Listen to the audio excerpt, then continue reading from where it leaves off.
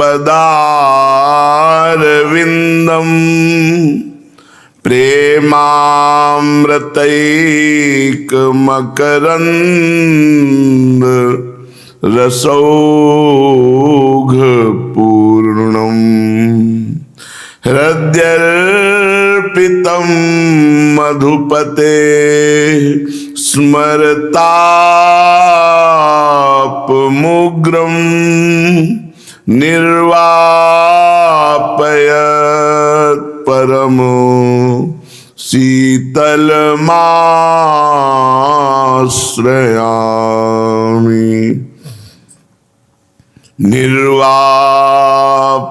निर्वापयत् परम शीतलमाश्रयामि। परम सच्चिदानंद घन प्रेमानंद स्वरूप नवनिवृत्त निकुंज महामहिम परम पावन श्री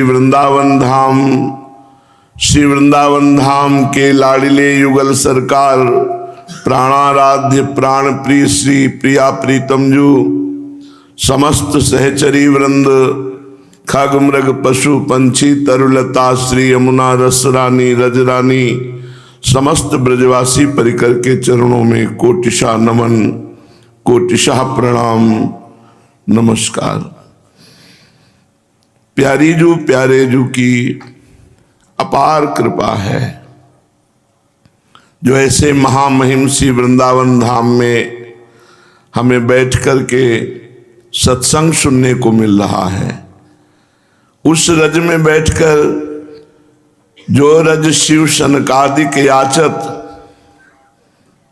उस रज में बैठकर जो रज ब्रह्मेश्वरादि सुदुरूह पदारविंदो श्रीमत् पराग परमाद्भुत वैभवाया सर्वार्थ सार रस वर्षि कृपार्ध दृष्टेश तस्या नमोस्तु वृषभानुभुवो महिमने। आहा, जो ब्रह्मा ईश्वर आदि के लिए भी दुर्लभ चरणारविंद हैं, उन चरण कमल की सुंदर पराग रज रानी में बैठ करके वृंदावन महिमा भगवत चर्चा सिद्धांतों की चर्चा, अहो भाग्य। पता नहीं कैसे प्रभु रीझ गए कि हमें महामहिम वृंदावन धाम का वासी बनाया, हमें अपने चरणारविंद का उपासी बनाया, निरंतर सुमिरन करने का अवसर दिया। अब और कौन सी कृपा चाहिए? जो अहेतुकी कृपा बरस रही है, अब इससे बढ़कर कृपा क्या चाहिए? पूज्य बाबा पंडित गया प्रसाद जी महाराज के वचन कि यदि इन्होंने तुम्हें भजन का समय दे दिया तो इनको तंग मत करना। अब इससे बढ़कर और कृपा देने के लिए है नहीं इनके पास। भजन का समय नहीं। पूज्य एक संत गंगा किनारे वो कह रहे थे, प्रपंचियों को भजन करने का समय नहीं दिया जाता, उन्हें माया के प्रपंच में फंसाकर उनका जीवन नष्ट कर देती है। ये त्रिगुणमयी माया, प्रपंचियों को भजन करने का समय नहीं दिया जाता। बड़े सौभाग्य है कि हमें भजन का समय कहाँ परम धाम वृंदा विपिन में दिया। श्रीपाद कह रहे हैं, माया ही वृंदा विपिनम विहाय, माया ही वृंदादि भय समन्तात, साराधिका ताम नव कुंज वाटी, राधिकां पूर्ण रसोत्सवेन, साराधिका ताम नव कुंज वाटी, साराधिकां पूर्ण रसोत्सवेन। मत जाओ कहीं वृंदावन छोड़ करके। माया ही वृंदा विपिनम विहाय। अनंत जन्मों की बाजी जीत जाओगे यदि वृंदावन को पकड़ लिया। यहां शरीर पूरा हो जाए तो अनंत जन्मों की बिगड़ी मिटा करके भगवत प्राप्ति निश्चित करा देता है वृंदावन। अहोभाग्य जिनके शरीर पूरे हो गए, और अहोभाग्य जो शरीर पूरा होने की बाट जो रहे हैं, और धन्य भाग जिनके शरीर पूरे होंगे। ये बड़ा दुर्लभ संयोग है। श्री धाम वृंदावन में शरीर छूट रहा हो, आसपास भगवत प्रेमी महात्माओं का घेरा हो और हृदय में प्रियालाल का स्मरण हो रहा, इससे बड़ी सिद्धावस्था और कोई नहीं हो सकती। आज हमें बड़े बड़े सिद्धों के दर्शन कराए गए। ऐसे से महापुरुष पूछो, और उस समय अंदर चलाया जा रहा है।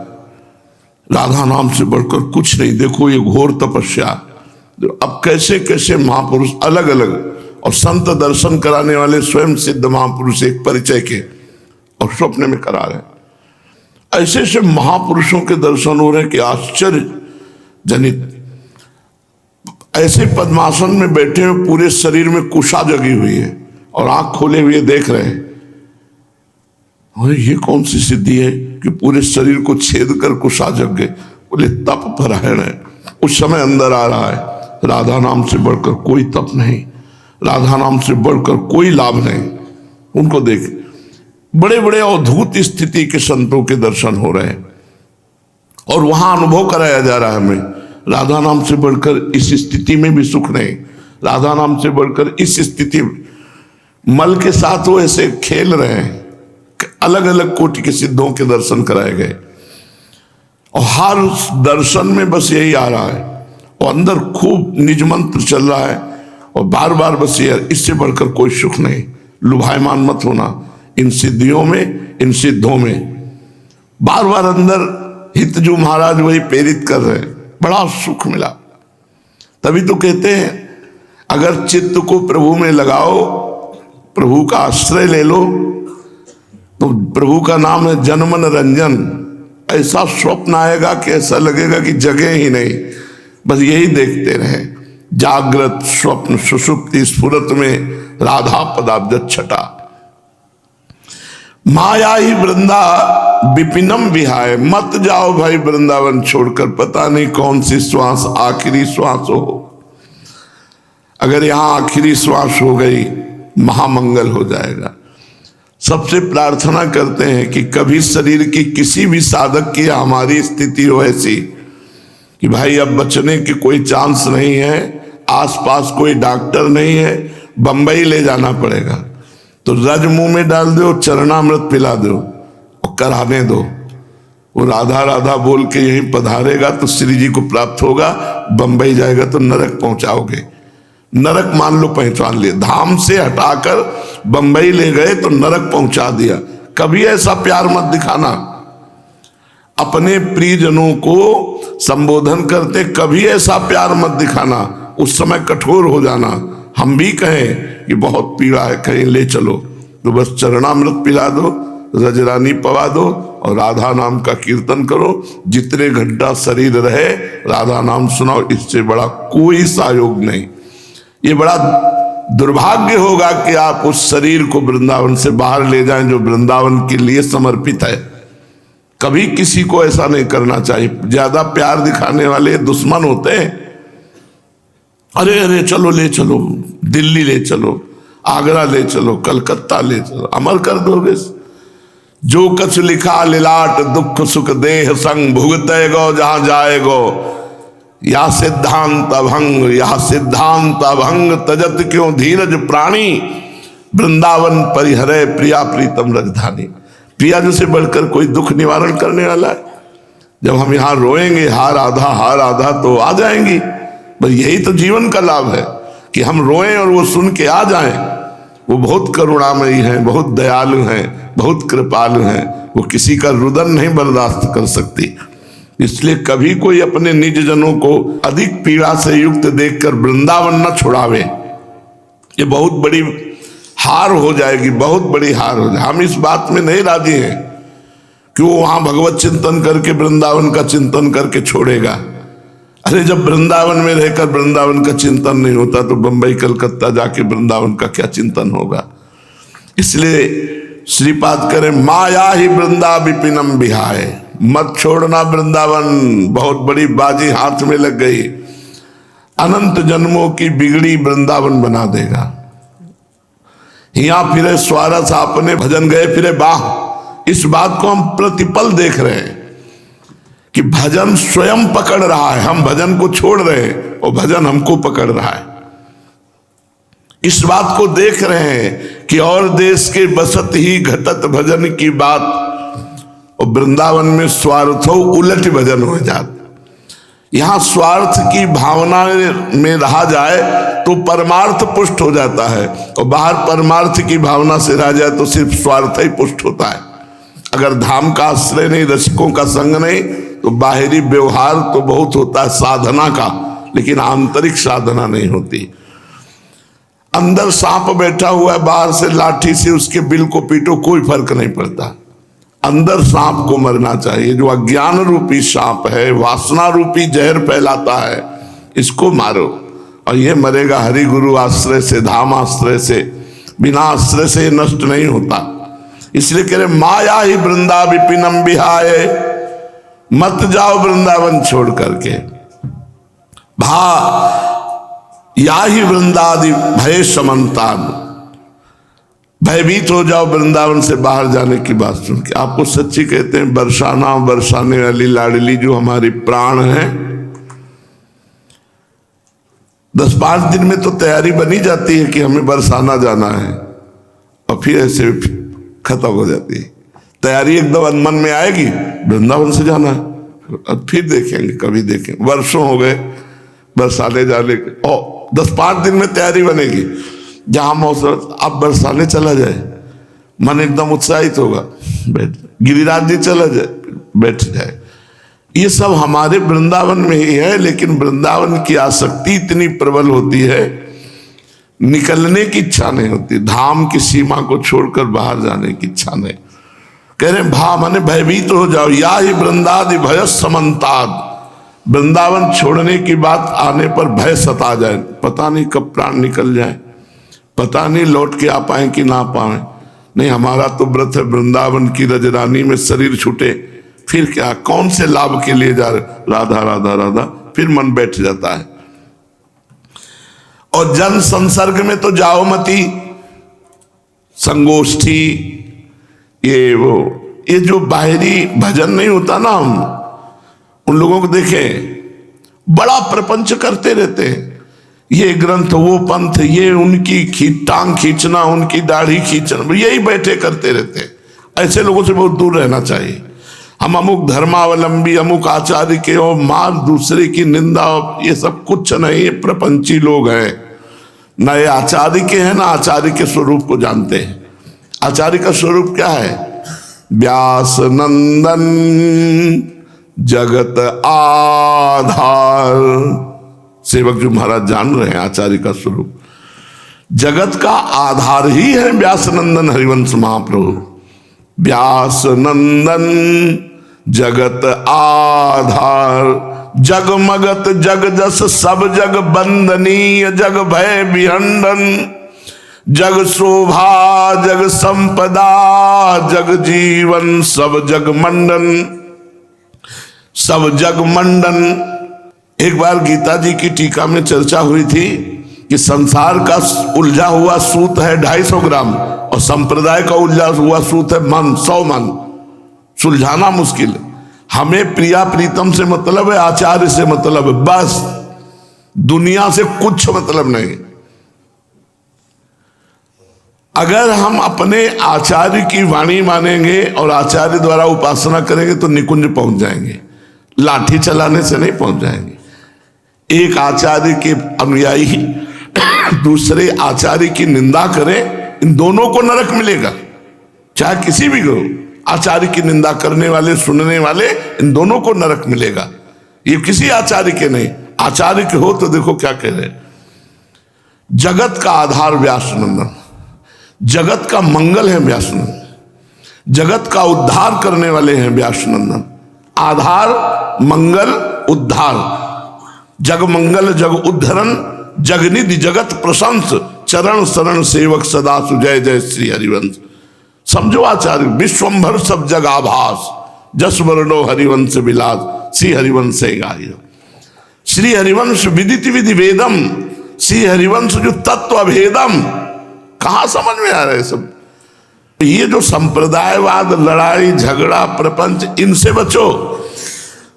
भाई आई वृंदादि भय समन्ता, ये जो खंडन मंडन करने वाले हैं, इनको भजन से कोई मतलब नहीं, कोई मतलब नहीं, आचार्य से कोई मतलब। आचार्य से मतलब है तो आचार्य की वाणी पढ़ो। आचार्य क्या कह रहे हैं? ये क्रूरा पिपापिनो नत सताम संभाष्य दृश्याश्चये, जो क्रूर है, पापी है, देखने योग्य, छूने योग्य, संभाषण योग्य भी नहीं। सर्वान वस्तुतया निरीक्ष परम स्वाराध्य बुद्धिर्मम, मेरे श्री राधा वल्लभ लाल साक्षात विराजमान है। अब बोलो, दुष्टों में, पापी में, नीचों में भी भगवान का दर्शन करने वाला महात्मा कहीं वैर विरोध नहीं करता। कह रहे साक्षात आराध्य देव राधा वल्लभ लाल है।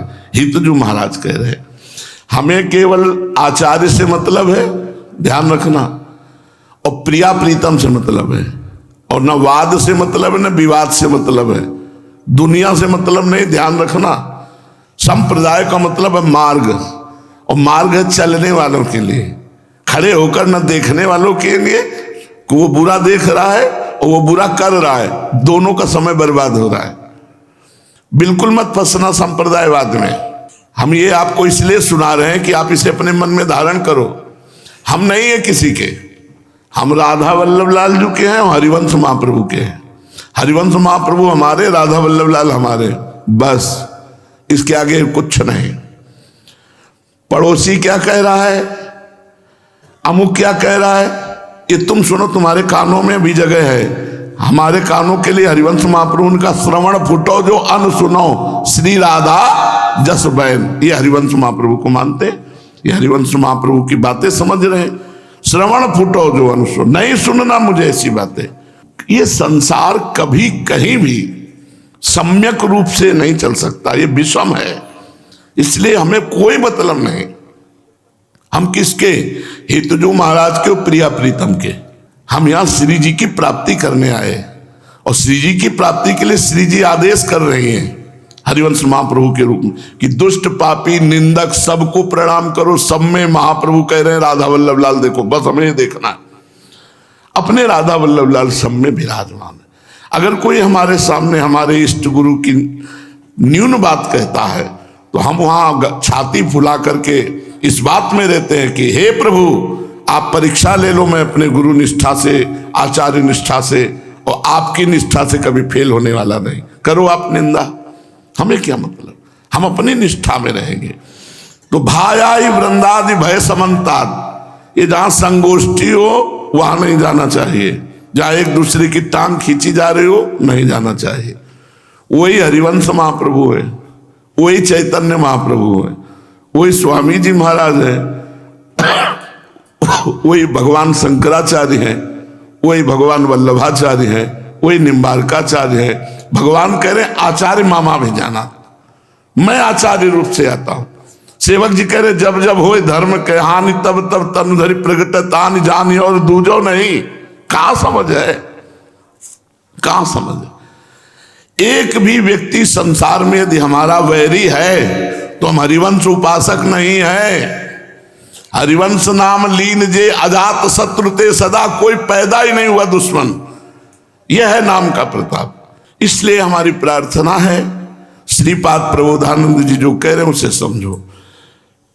जहां कहीं टांग खींची जाने वाली बातें हो, एक दूसरे की निंदा हो, वहां नहीं सुनना चाहिए। हमारा संप्रदाय क्या है? प्रिया प्रीतम है हमारे संप्रदाय, आचार्य चरण है हमारे संप्रदाय, बस हरिवंश वाणी और हरिवंश केली, यही हमारा आहार विहार है। इसके अलावा नहीं, हम कुछ नहीं जानते। सिद्धांत से चल रहे तो आप हरिवंश के हो, सिद्धांत से नहीं चल रहे तो तिलक कंठी बांधे हुए भी आप हरिवंश के नहीं हो। तिलक कंठी लगाने से हरिवंश के हो जाओगे। सिद्धांत से चलो, जो आचार्य कह रहे हैं उसके अनुसार चलो। बैर विरोध खंडन मंडन ये उपासक के जीवन में नहीं होना। फुर्सत है नहीं यार। अगर अपने से कोई बाहरी ना मिले तो पता नहीं कि आज रविवार है कि सोमवार है कि कौन सा वार है, कौन सी तिथि है, कौन सा नक्षत्र है, कोई मतलब नहीं। सुबह से वही शुरू, राधा और विश्राम राधा, जागृति राधा, स्वप्न राधा, सुसुप्ति राधा। हमसे दुनिया से मतलब नहीं। इसीलिए तो हम भजन मार्ग में आए हैं कि हमें दुनिया से मतलब न रह जाए। हम किस संप्रदाय के? हरिवंश महाप्रभु के, प्रिया प्रीतम के, वृंदावन के, बस। और हमको इसकी बात करो तो हम सुनेंगे नहीं मानेंगे तुम संप्रदाय के हो। लड़ाई झगड़ा ईर्ष्या द्वेष राग ये सब नहीं। किसी भी ऐसी संगोष्ठी में न जाए जहां किसी की भी निंदा होती हो। सब हमारे प्रभु हैं, सब हमारे प्रभु हैं, दूसरा कौन है? साराधिका ताम नव कुंजवाटिम साराधिकाम पूर्ण रसोत्सवेन है। हम उन किशोरी जी की उपासना करते हैं जो निकुंज वाटी वृंदावन में प्रीतम के साथ अद्भुत अद्भुत सुख वर्षा करती रहती है। अरे कहाँ फुर्सत है किसी से बात करने की। कौन रस बाढ़ो जहां बोली वो भाररी। जहां कबीर दास जी के लिए केवल इतनी बात कह दी हरिराम व्यास जी ने कि कबीर दास जी तो निर्गुणिया संत हैं। वो प्रिया प्रीतम के बिहार की बात अल्ले उनका भजन बंद हो गया। और यहाँ पूरा कमर में फेंट बांधे घूम रहे एक दूसरे की निंदा करने के लिए। पता नहीं कौन संप्रदाय के हैं। हमारा भजन सुरक्षित रहे इसलिए श्रीपाद कह रहे भाया ही वृंदादि भय समन्तात। ये भय देने वाला है। केवल किशोरी जू का नवनिवृत्त निकुंज वृंदावन उनके प्रेमी रसिक जन। पूज्य सदगुरुदेव भगवान के यहां प्रिया प्रीतम किसी और दूसरी चर्चा नहीं होगी। वही वाणी जी और बस इसके बाद मौन। बोलना तो है ही नहीं। रात दिन प्रिया प्रीतम, ना कहो सो बोलिबो ना कोई व्यवहार। अपनी कुंवरी किशोरी को जियत निहार निहार। आठों पहर भजन में ये सब। भाई चाहे विश्राम घाट ना हो, चाहे जुगल घाट ना हो, चाहे केसी घाट ना हो, नहाओगे तो यमुना जी। अब हम कहें जुगल घाट श्रेष्ठ, तुम कहो केसी घाट श्रेष्ठ, वो कहें विश्राम घाट श्रेष्ठ। तो तुम्हारा मन जहां लग गया कि भाई विश्राम घाट में स्नान करने से ज्यादा लाभ मिलता है, हमें लगा जुगल घाट में। लेकिन लाभ क्या मिल रहा है? वो यमुना जी तो मिल रही। ऐसे ही परमानंदमय रस स्वरूप परमात्मा ही हर संप्रदाय का आनंद है। उसका आनंद लो।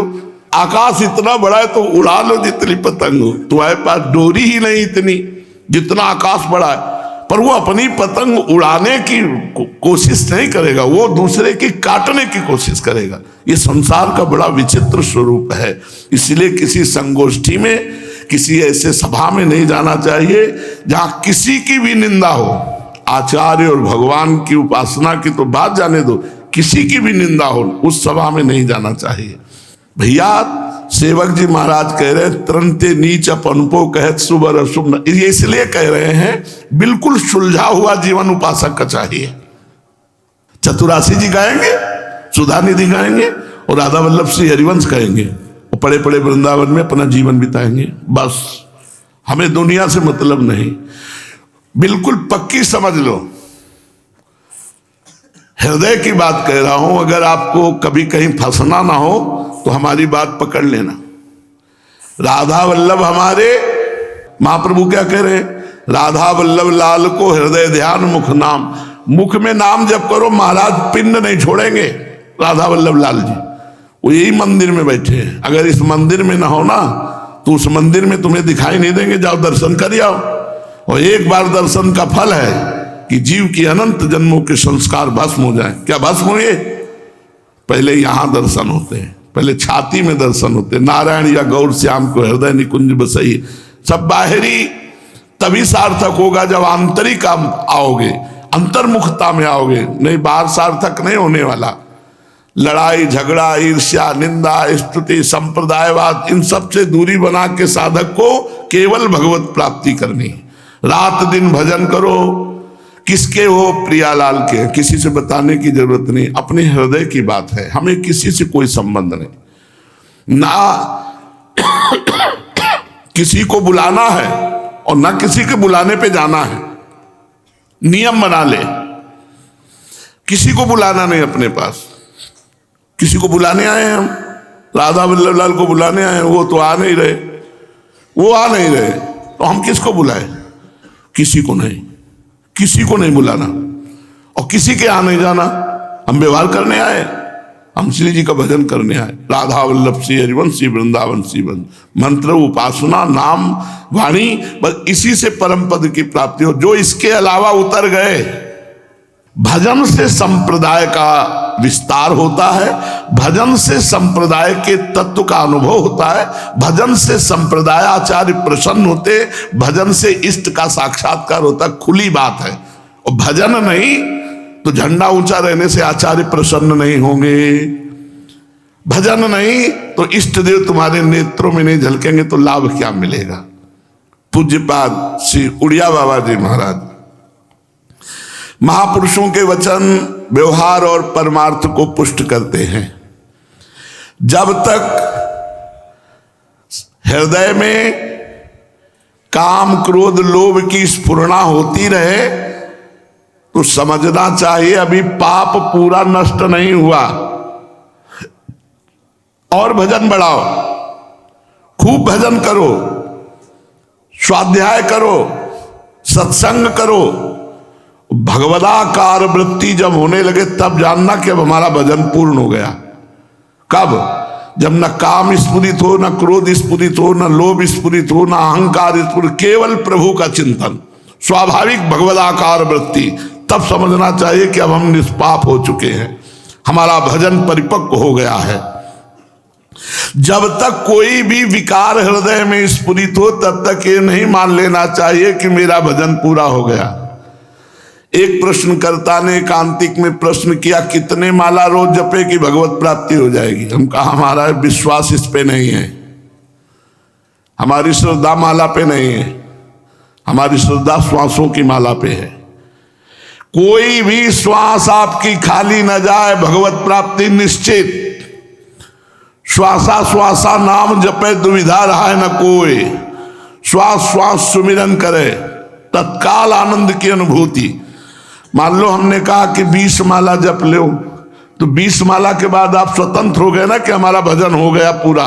गुरु ने कहा 20 माला, और इसके बाद सांसारिक चिंतन में उसी समय मर गए तो सांसारिक चिंतन के प्रभाव से आपका भाव बिगड़ गया, आपका जन्म होगा, जो चिंतन होगा। हिरण का चिंतन हुआ, हिरण बने इतने बड़े महापुरुष, तो अपने को नाली के कीड़ा बनने में कितने सेकंड लगेंगे?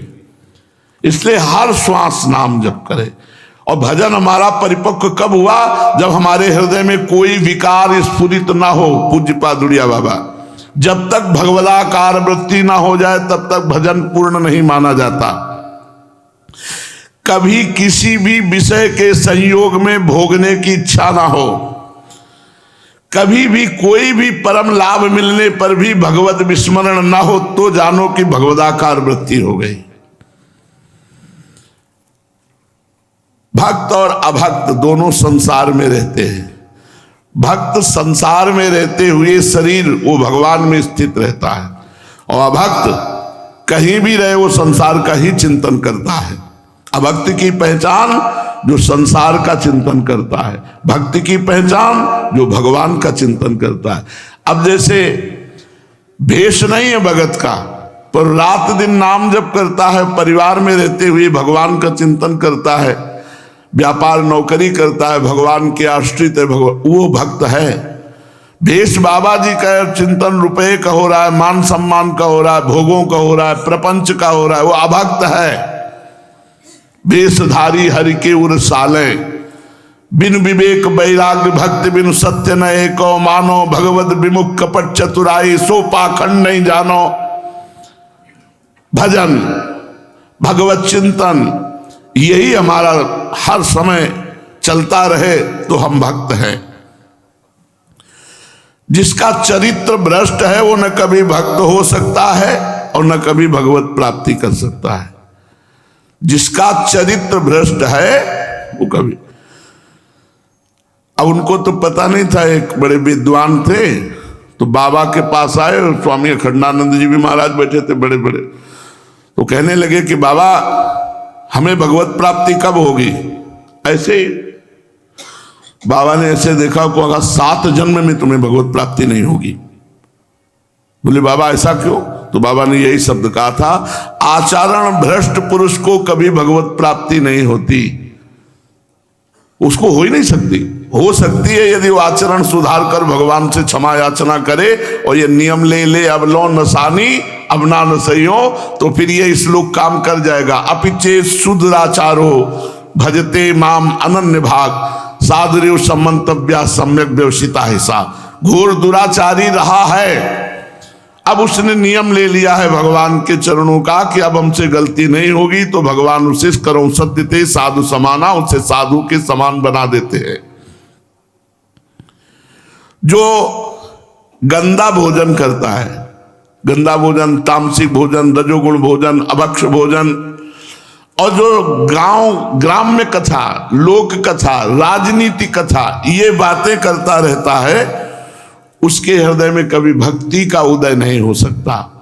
जो असात्विक आहार पाता है अर्थात अपवित्र भोजन पाता है, जो ग्राम्य कथा, लोक कथा, राजनीति की कथा, इसी में बातें करता है, उसके हृदय में भक्ति उदय नहीं होती। अपने को तो बड़ी कृपा होती है जब संतों के अनुभव होते हैं। कल एक वेशधारी 65 वर्ष के होंगे, तो उन्होंने सत्संग सुना होगा, उससे प्रभावित होकर के आए होंगे सत्संग के प्रभाव से। तो उनका इतनी आयु हो चुकी है और मैं ध्यानस्थ रहता हूं, पर जिस समय जो विषय चाहता है मुझे गिरा देता है। मैं समझ नहीं पा रहा हूं कि मेरे पास वो बल क्यों नहीं, आप बता सकते हैं? हाँ पक्का पता है। आप जहां बोल रहे हैं वहीं बैठ करके हम बात कर रहे हैं, उसमें बिल्कुल शब्द यही थे। हम कहा आप जहां बोल रहे हैं वहीं बैठ कर बात कर रहे हैं। आप उसका तो ध्यान कर नहीं पाते जो ध्यान का विषय है। उनका आप विचार करके देखना, स्थूल सूक्ष्म कारण तीनों शरीरों का त्याग करके स्वरूप में स्थित होना वो है नहीं। बोले नहीं। तुमका निरंतर नाम जप नहीं है? नाम जप करते हो? बोले बिल्कुल नहीं। तो हमका फिर कहां से आ जाएगा आपके अंदर बल? तो क्या ध्यान करते हो? किसका ध्यान करते हो? क्या लाभ मिला? कुछ नहीं। अब क्या करें? आज से नाम जप शुरू करो और 1 महीना बाद हमें बताना तुम्हें कैसा लग रहा है। 1 महीना, क्योंकि कहीं ना कहीं साधन में तो लगे हो लेकिन सही ठिकाने पे नहीं लगे हो। नाम जप, नाम जप के द्वारा बहुत जल्दी हर लाभ प्राप्त किया जा सकता है। पर लोग अरे पूरा जीवन का जीवन निकल गया, कुछ साथ नहीं लगा। हम कह रहे 100 नाम जप करोगे तो तुम्हारे 100 सतनाम तो कम से कम जमा हो गए, वो तुम्हें अमंगल नहीं होने देंगे। यही बात सबकी समझ में आ जाए तो मंगल हो जाए। भजन का स्वरूप क्या है? बाबा से पूछा गया, कहा भगवदाकार तैल धारावर्त वृत्ति भजन का स्वरूप है। अखंड भजन, राधा राधा राधा राधा। ये तो ये अखंड भजन कैसे हो सकता है? जो गुरु की उपासना करता है, गुरु के वचन और शास्त्र में पूर्ण श्रद्धा रखता है और स्त्री पुत्र धन मकान सब कुछ श्री भगवान का ऐसी भावना करता है, उसका अखंड तैल धारावत भजन होने लगता है। गुरु उपासना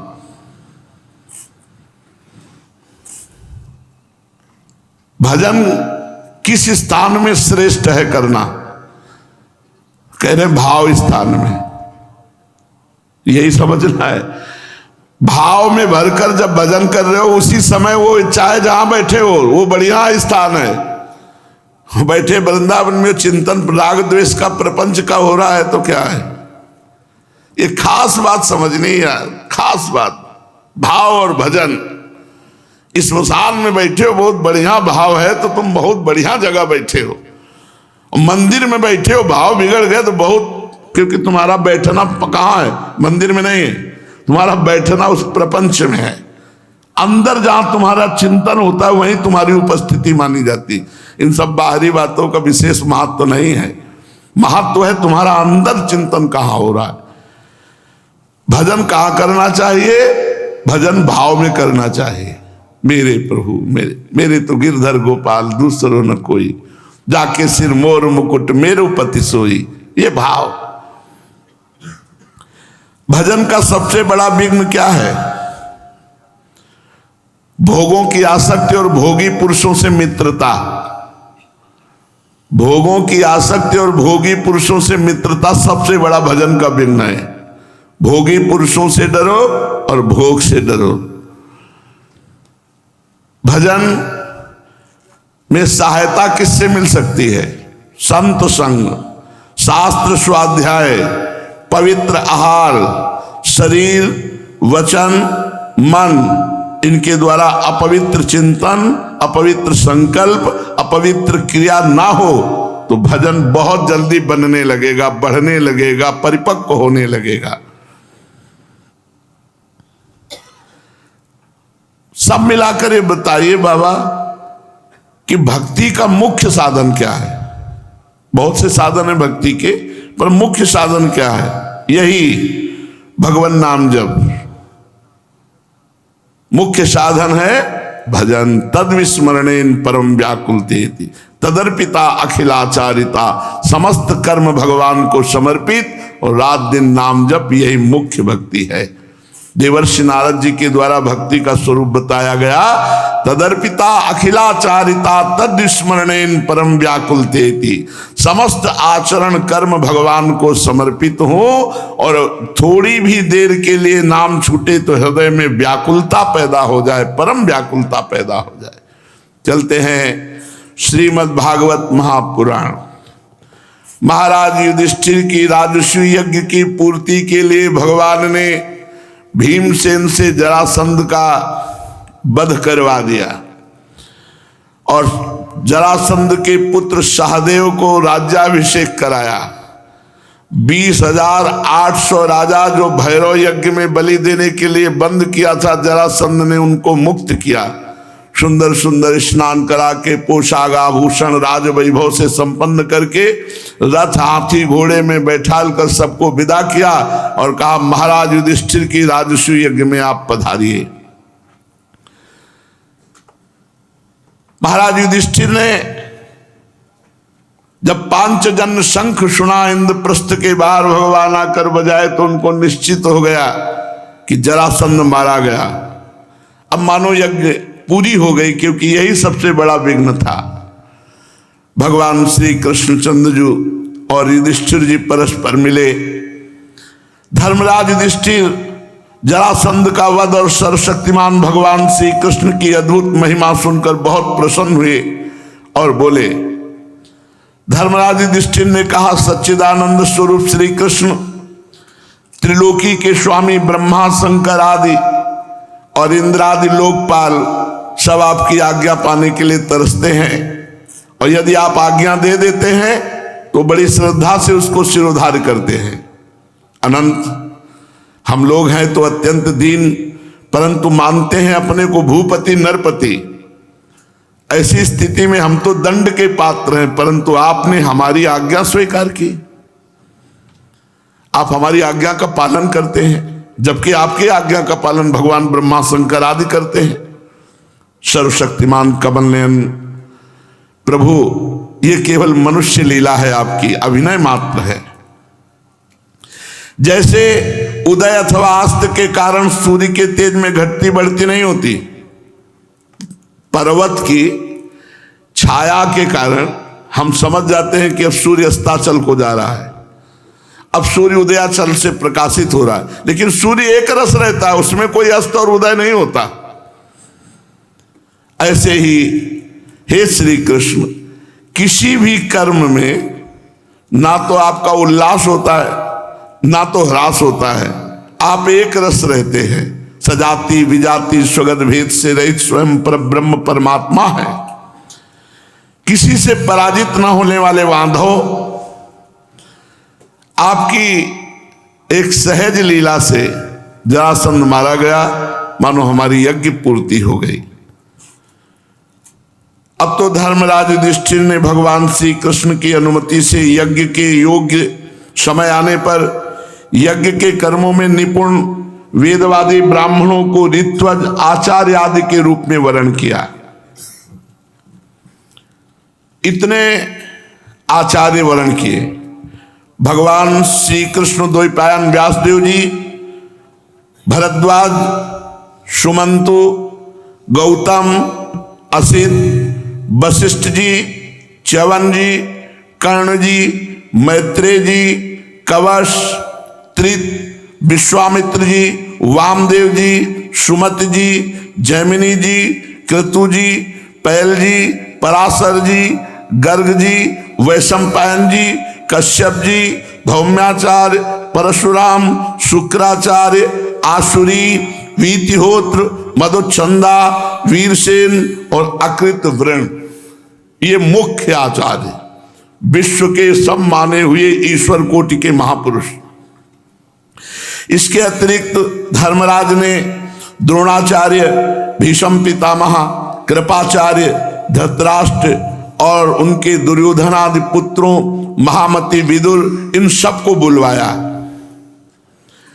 राजस्व यज्ञ का दर्शन करने के लिए देश के सब राजा, उनके मंत्री, कर्मचारी, ब्राह्मण, क्षत्रिय, वैश्य, शूद्र, सब के सब वहां पधारे।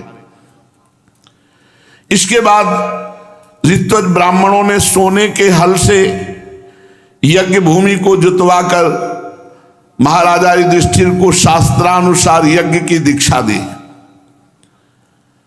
प्राचीन काल में जैसे वरुण देव के यज्ञ में सब के सब यज्ञ पात्र सोने के बने हुए थे, वैसे ही धर्मराज युधिष्ठिर की यज्ञ में सब के सब पात्र सोने के बने हुए थे।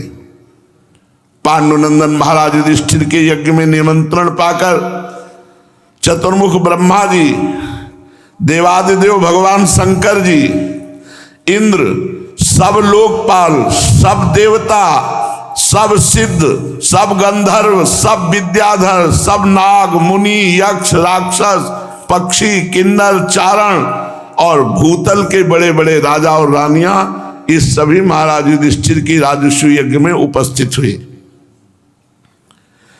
सबने बिना किसी प्रकार के कौतूहल के बात मान ली कि महाराज युधिष्ठिर को राजस्व यज्ञ करना उचित है, अर्थात युधिष्ठिर जी राजस्व यज्ञ के योग्य हैं, क्योंकि भगवान श्री कृष्ण जन के पक्ष में विराजमान है और सर्वश्रेष्ठ हैं। अब युधिष्ठिर जी ने विधि पूर्वक राजस्व यज्ञ प्रारंभ किया, ठीक वैसे ही जैसे पूर्व काल में देवताओं ने वरुण से करवाया था। सोमलता से रस निकालने के दिन महाराज युधिष्ठिर ने अपने परम भाग्यवान याजकों और यज्ञ कर्म की भूल चूक का निरीक्षण कराने वाले सदस्यपतियों का बड़ी सावधानी से विधि पूर्वक पूजन किया। अब इसके विषय में सभा बैठी, क्योंकि ब्रह्मा, शंकर, सनकादि से लेकर के श्री कृष्ण द्वैपायन व्यास सब पूरे विश्व के महापुरुष विराजमान हैं कि सबसे पहले अग्र पूजा किसकी होनी चाहिए। इतने में किसकी होनी चाहिए? राजस्व यज्ञ में जहां बड़े बड़े सब विराजमान हैं, यज्ञ पूजा किसकी होनी चाहिए? यदुवंश शिरोमणि भक्तवत्सल भगवान श्री कृष्ण ही सदस्यों में सर्वश्रेष्ठ और अग्र पूजा के पात्र हैं। ये बात बहुतों ने खड़े होकर कहा।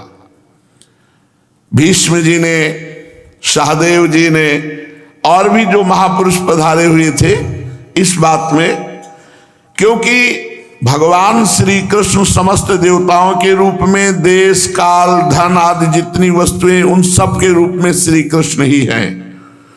ये सारा विश्व श्री कृष्ण स्वरूप है, इसलिए समस्त यज्ञों के स्वरूप श्री कृष्ण है। श्री कृष्ण ही अग्नि है, श्री कृष्ण ही आहुति है, श्री कृष्ण ही मंत्र है। ज्ञान मार्ग और कर्म मार्ग ये दोनों श्री कृष्ण की प्राप्ति के हेतु हैं। कहां तक वर्णन करूं? भगवान श्री कृष्ण एक रस अद्वितीय ब्रह्म है, जिसमें सजाति, विजाति और स्वगत भेद नाम मात्र का भी नहीं है। ये संपूर्ण जगत श्री कृष्ण का स्वरूप है। वे अपने आप में ही स्थित और जन्म अस्तित्व, वृद्धि आदि 6 भाव विकारों से रहित हैं। भगवान श्री कृष्ण अपने आत्मस्वरूप संकल्प से जगत की सृष्टि करते हैं, अपने आप से अपना पालन करते हैं और अपने आप से अपना संहार कर डालते हैं। ये सारा जगत श्री कृष्ण के अनुग्रह से अनेकों प्रकार के कर्म का अनुष्ठान करता हुआ धर्म, अर्थ, काम और मोक्ष रूप पुरुषार्थों को संपादन करता है। इसलिए सभा में निश्चित हुआ कि सबसे पहले अग्र पूजा होनी चाहिए भगवान श्री कृष्ण की, क्योंकि भगवान श्री कृष्ण की पूजा का मतलब है सबकी पूजा हो जाना। जो अपने दान धर्म को अनंत भाव से युक्त करना चाहता हो, उसे चाहिए कि समस्त प्राणियों और पदार्थों के अंतरात्मा भेदभाव रहित परम शांत परिपूर्ण भगवान श्री कृष्ण को ही दान करे। भाव समझ रहे हैं? दान का यदि परम लाभ लेना है तो जिसको दान दे रहे हो पहले उसमें श्री कृष्ण को देखो, फिर दान दो तो विशेष लाभ प्राप्त होगा। परीक्षित सारी सभा शांत बैठ गई। महाराज युधिष्ठिर की यज्ञ सभा में जितने सत्पुरुष आए थे सबने एक स्वर में कहा, बहुत ठीक, बहुत ठीक, बहुत ठीक, अग्र पूजा भगवान श्री कृष्ण की ही होनी चाहिए। अब तो धर्मराज युधिष्ठिर ने ब्रह्म ऋषियों की आज्ञा पाकर सभासदों का अभिप्राय जानकर बड़े आनंद से अश्रु बहाते हुए भगवान श्री कृष्ण की सर्वप्रथम पूजा हुई। यज्ञ में सर्वप्रथम पूजा भगवान श्री कृष्ण की हुई। अपनी पत्नी, भाई, मंत्री और कुटुंबियों के साथ धर्मराज युधिष्ठिर ने बड़े प्रेम और आनंद से भगवान श्री कृष्ण के पांव पखारे, उनके चरण कमलों का लोक पावन जल अपने सिर पर धारण किया, भगवान को पीतांबर धारण कराया, बहुमूल्य आभूषण समर्पित किए। इसके बाद नेत्र प्रेम अश्रुओं से भीगे हुए हैं, वो ऐसे अश्रु प्रवाह हो रहा कि भगवान को भर नेत्र देख भी नहीं सकते। यज्ञ सभा में उपस्थित सभी लोग भगवान श्री कृष्ण को इस प्रकार पूजित देखकर सब हाथ जोड़कर खड़े हो गए। नमो नमः, नमो नमः, नमो नमः, जय हो, जय हो, इस प्रकार जय घोष होने लगा। उसी समय देवताओं ने आकाश से पुष्प वर्षा की भगवान श्री कृष्ण पर। जब अग्र पूजा हुई, शिशुपाल अपने अनुयायियों के साथ वहां बैठा था। उसने देखा कि भगवान श्री कृष्ण की अग्र पूजा, वो बड़े क्रोध से उठ खड़ा हुआ और सभा में बड़ी असहिष्णुता से, बड़े क्रोध से भरकर, लेकिन निर्भय, और बोला, ये क्या कर दिया, अनर्थ कर दिया। यज्ञ में कृष्ण की अग्र पूजा, ये सदस्य है कि ऋत्वज है कि आचार्य है क्या? सभासदों, श्रुतियों का यह कहना सर्वथा सत्य है कि ईश्वर बड़ा बलवान है। लाख चेष्टा करने पर ईश्वर अपना काम करा लेता है। इसका प्रत्यक्ष प्रमाण देख लिया। वयोवृद्ध, ज्ञान वृद्ध, एक से एक महापुरुष यहां विराजमान, उसकी पूजा न करके इस कृष्ण की पूजा की गई। मैं मानता हूं कि बड़ी चूक हो गई आप लोगों से अग्र पूजा का निर्णय करने की। सदस्यपतियों, ये बालक है, इसकी पूजा अग्र।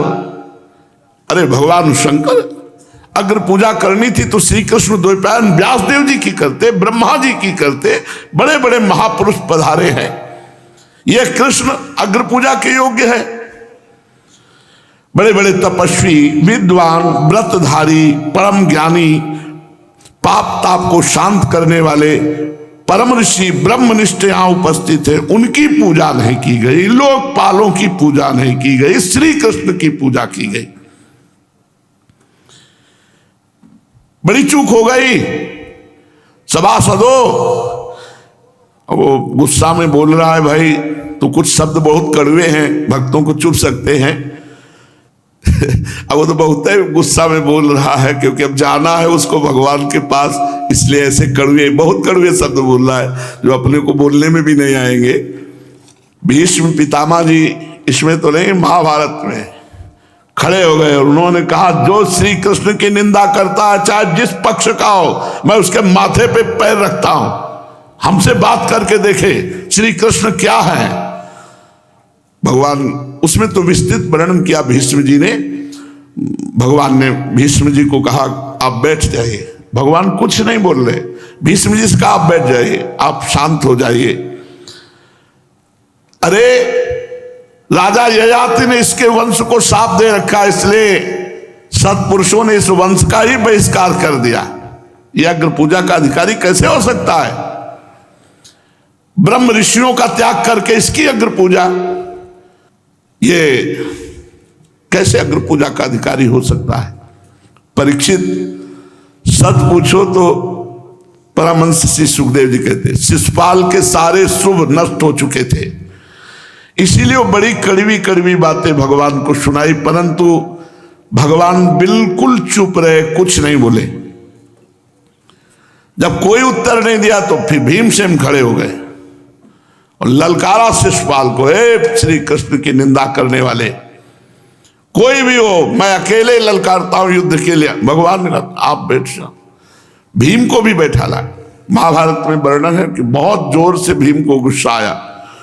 वायु के समान बलवान भीमसेन है, उन्होंने अकेले ललकार दिया शिशुपाल के पक्ष के राजाओं को। भगवान ने बैठा ला। एक नियम है कि जिस सभा में भगवान या भक्त की निंदा हो रही हो, कान में अंगुली डाल के चल देना चाहिए या उसकी जबान बंद करवा देनी चाहिए। तो जो बड़े धर्मात्मा पुरुष थे तुरंत कान में अंगुली डाली और सभा से निकल गए शिशुपाल को गालियां देते हुए कि ये नीच कैसा कृष्ण के प्रति बोल रहा है। क्योंकि भगवान लड़ने दे नहीं रहे थे, इसलिए सब कान में अंगुली डाल करके जो धर्मात्मा पुरुष थे कि मैं नहीं बैठूंगा ऐसी सभा में जहां श्री कृष्ण की निंदा हो रही हो। भगवान की परायणता से युक्त जो भक्तजन थे वो निंदा ना सुन करके कान में अंगुली डालकर वहां से बाहर हो गए, क्योंकि ये नियम है जिस सभा में भक्त और भगवान की निंदा हो रही हो, अगर आपने विरोध नहीं किया, कान में अंगुली डाल के गए नहीं, तो तुम्हारे सारे पुण्य भस्म हो जाएंगे निंदा सुनने से। अब तो पांडवजन शिशुपाल को मारने के लिए उठे, भगवान ने उनको रोक दिया। फिर मत्स्य देश के राजा, भगवान ने उनको रोक दिया। केके देश के राजा, भगवान ने उनको भी रोका। संजय वंशी नरपति क्रोधित होकर हाथों में तलवार लेकर टूट पड़े शिशुपाल, भगवान ने उनको भी रोक दिया।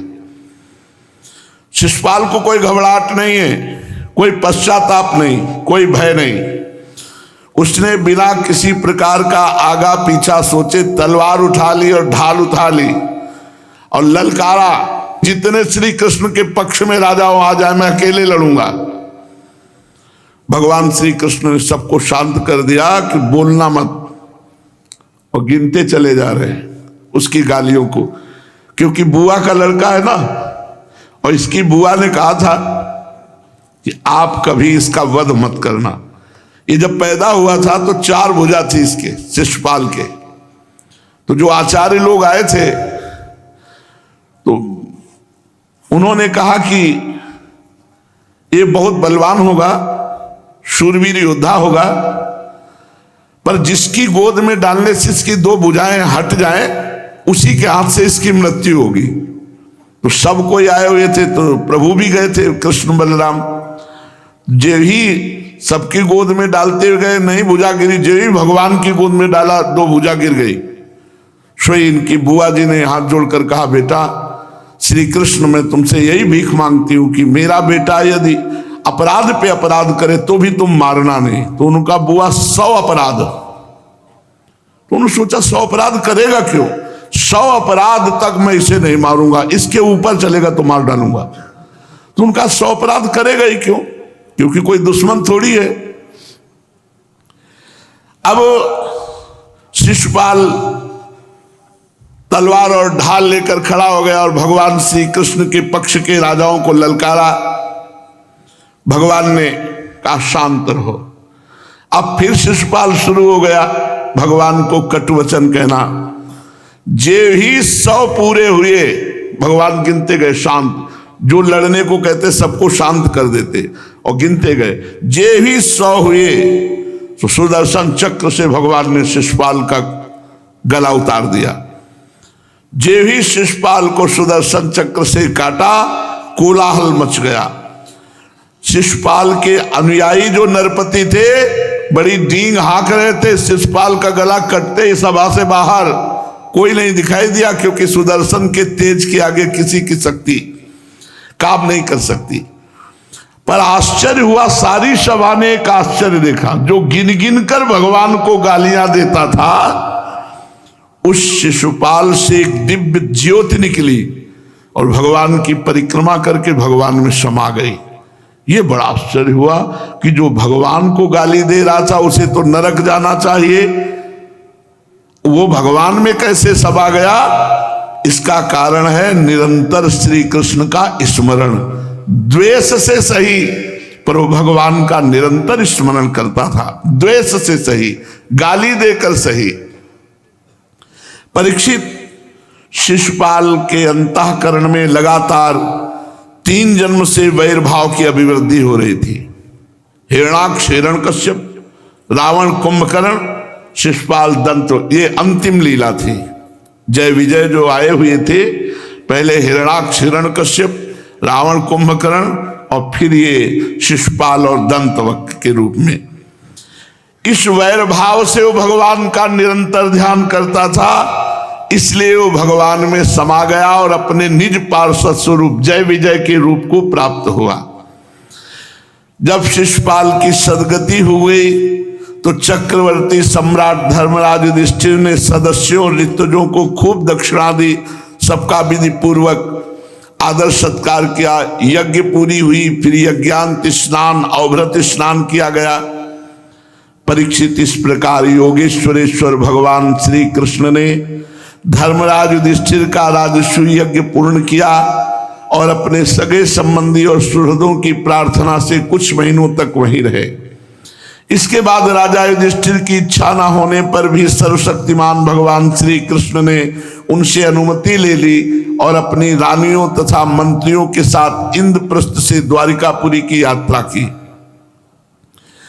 परीक्षित, मैं ये उपाख्यान तुम्हें बहुत विस्तार से सुना चुका हूं पीछे 7वें स्कंद में, कि वैकुंठवासी जय और विजय को शनकादि ऋषियों के शाप से 3 बार जन्म लगातार लेना पड़ा।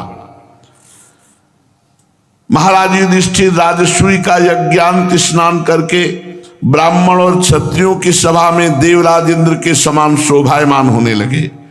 राजा युधिष्ठिर ने देवता, मनुष्य और आकाशचारियों का यथायोग्य सत्कार किया तथा वे भगवान श्री कृष्ण एवं राजसूय यज्ञ की प्रशंसा करते हुए राजा लोग बड़े आनंद से अपने अपने राज्य को चले गए। परीक्षित, सब तो सुखी हो गए, लेकिन दुर्योधन पांडवों के उज्जवल राजलक्ष्मी को देख करके जल गया, क्योंकि वो स्वभाव से पापी, कलह प्रेमी और कुरुकुल का नाश करने के लिए महान रोग था। दुर्योधन की क्या सेवा थी? खजाना लुटाना, क्योंकि इस यज्ञ में आशीर्वाद था कि जितना लुटाया जाएगा उससे दुगना होगा। तो भगवान ने सोचा अधिक कौन लुटा सकता है, तो अधिक लुटा सकता है द्वेष वाला। तो दुर्योधन को खजाने में रखा गया कि गौ ब्राह्मण अतिथि जितना तुम चाहो दे दो, और उसका रहस्य था जितना देगा उससे ज्यादा खजाने में आ जाएगा। तो वो इसलिए ज्यादा देता था कि इनका खजाना खत्म हो जाए, और उधर अधिक। तो इतनी राज्य लक्ष्मी ऐश्वर्य कि उसके हृदय में जलन हो गई। और दूसरी बात, मायासुर ने एक सभा रची थी, इसमें तो सारांश में वर्णन था, महाभारत में विस्तृत वर्णन है कि जहां दरवाजा था वहां दीवाल नजर आती, और जहां दीवाल था वहां दरवाजा नजर आता, और जहां जल था वहां थल नजर आता, और जहां भूमि थी वहां जल नजर आता। तो अब जैसे दिखाई दे रहा दरवाजा और है प्योर दीवाल वहां, और वो सीधे गया भट्ट से खोपड़ी में लगा दीवाल। अब जहां दीवाल दिखाई दे रही है वहां तो बड़ा संभाल के ऐसे जा रहा है, दीवाल है ना, वो है दरवाजा और दीवाल दिखाई दे रही, तो ऐसे जा रहा है वहां से। और जहां दरवाजा दिखाई दे रहा है तो वहां नीचे कर भट्टे से खोपड़ी लग रही, और जहां जल दिखाई दे रहा है वहां पृथ्वी है, थल है, तो धोती समेट रहा है सूखे पे, और जहां जल है वहां पृथ्वी दिखाई दे रही, तो वहां छोड़ के धम्म से उसमें गिर जा रहा है। तो पूरे महल में हाहाकार मच रहा, हंसी का, ठहाके का। ऊपर देखे तो जो बालकनी होती है उनमें सब राज रानियां द्रौपदी हंस रही, नीचे देखो तो भीमसेन और उपहास कर रहे हैं। वो समझ ही नहीं पाया कि मैं निकलूं कैसे। महाराज युधिष्ठिर ने देखा है तो बड़ा अपराध हो रहा है, क्योंकि इतना अमर्ष भरा हुआ ये दुर्योधन, इसे कैसे बर्दाश्त कर पाएगा। तो कह रहे सब सुखी हो गए, लेकिन पापी स्वभाव, कलह प्रिय, कुरुकुल का नाश करने के लिए महान ये द्वेष भाव रखने वाला दुर्योधन जल गया।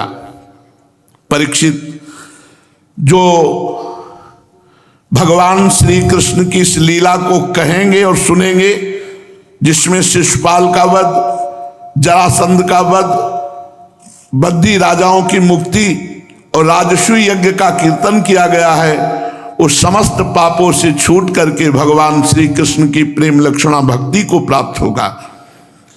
जो जरासंध वध, शिशुपाल वध और 20,800 राजाओं की मुक्ति के प्रसंग को सुनेगा, जो चाहेगा उससे वही वस्तु प्राप्त। अगर वो धन चाहता है, कामना की पूर्ति चाहता है, या धर्म की पूर्ति चाहता है, या मोक्ष पदवी चाहता है,